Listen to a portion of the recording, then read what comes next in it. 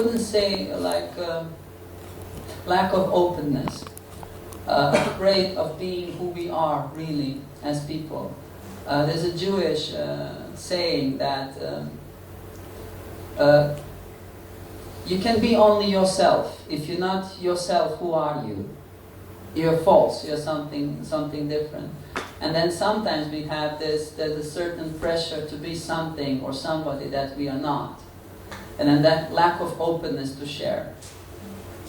Of course, there has to be like some things like, I would share with men in a different way normally. I share with my wife things. But women share differently and men share differently. So, oh, let's share now. No, there has to be some boundaries again there. Like, what I'm very grateful, what I have in Krishna consciousness, I have a couple of good friends. And this is very important, to have this. And with whom we can be who we are. And then for others, we can be nice and straightforward, but it's not that we reveal everything and each one of personal detail to everybody. We have a couple of friends, and that's important for us. This is, in a way, what a guru should also be.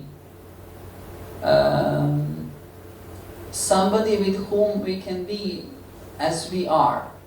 Again, there was my spiritual master told me one story about one Prabhupada disciple, Bhagavan, I think is his name. And he was a psychiatrist also. And then he said devotees would come to him and they would be with a psychiatrist as they really are, with all the problems, all the stuff, what happens. But when the guru would come, then you put your best face. Then you put this thing, what you're supposed to be. This, in a way, you can say diplomacy, but it's not exactly diplomacy, or say dupliciousness or something, because there's a social pressure of kind of be something. But we should endeavor to be open. And,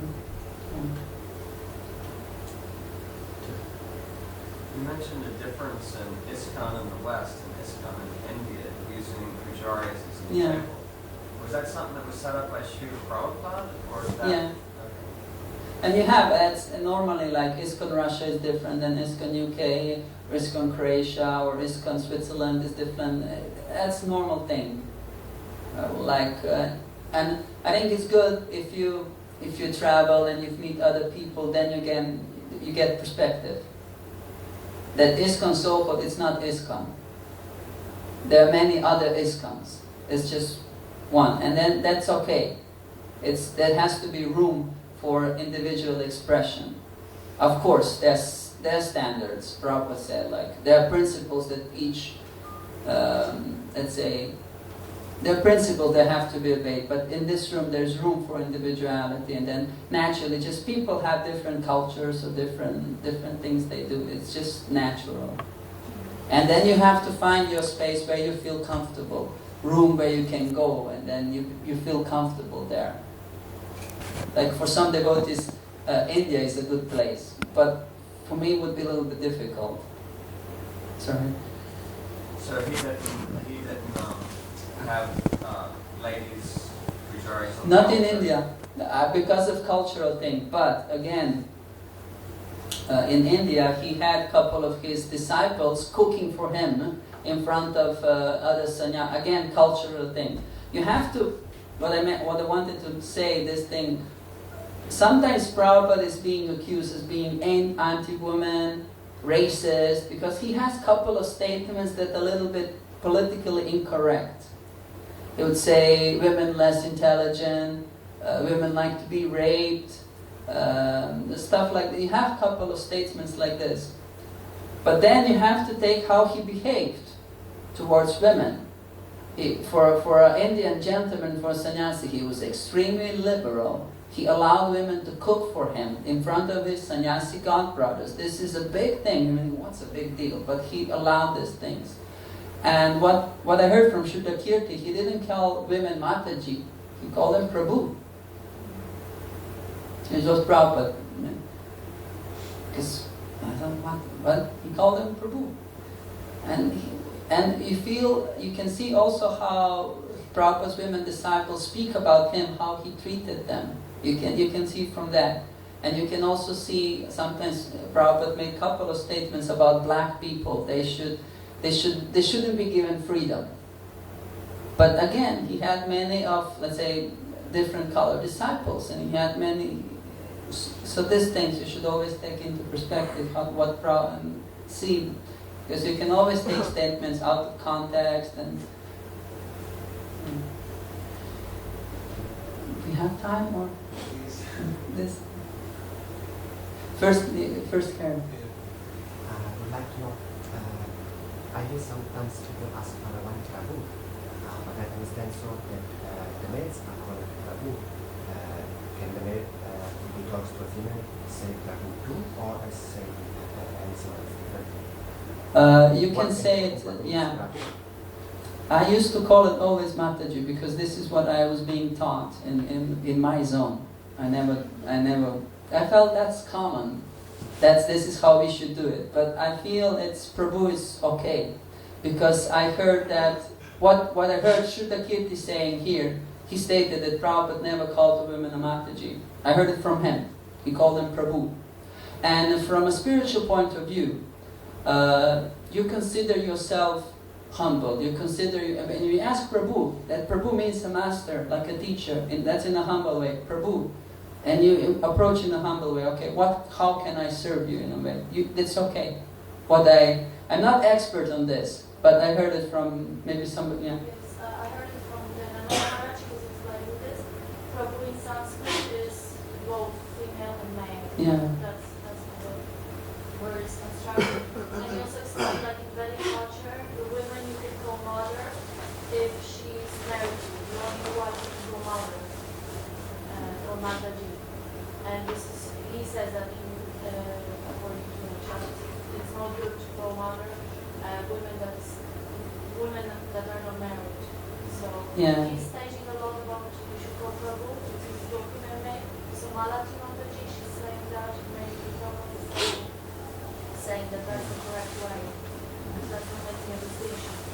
Like I usually, what I did when I would write letters to Mataji, to lady devotees, then I'd just say Dasi or Devi Dasi, because that's her title. So I felt, okay, that was okay, Dasi.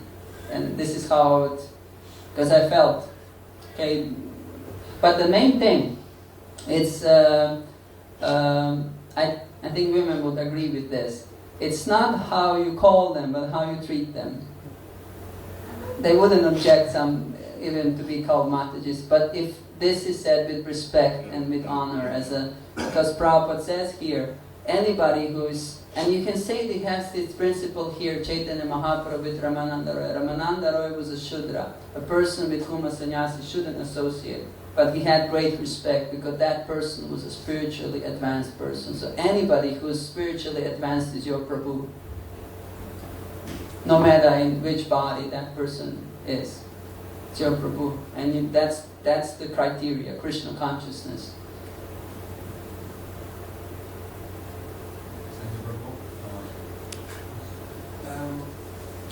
About this principle that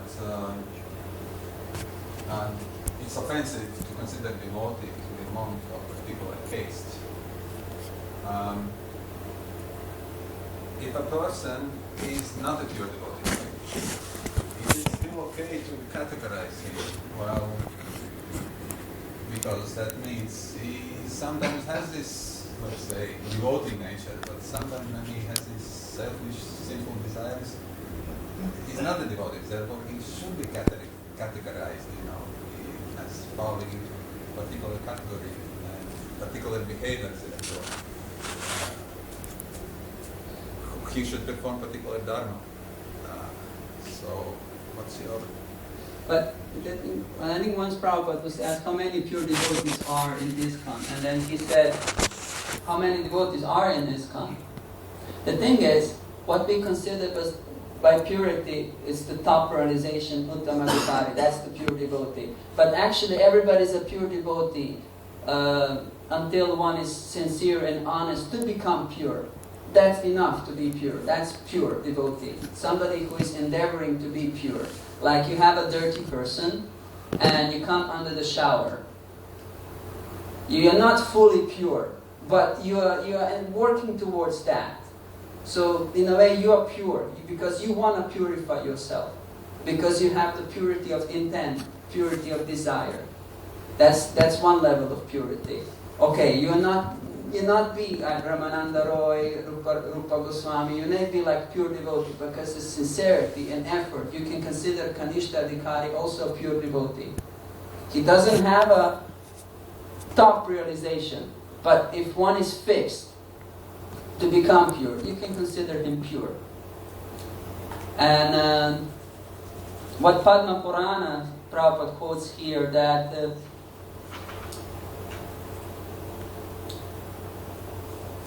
if a person is honest to advance in spiritual life, we should always take him as a devotee, not brand them as a Western Vaishnava, this. You should always take him as a devotee.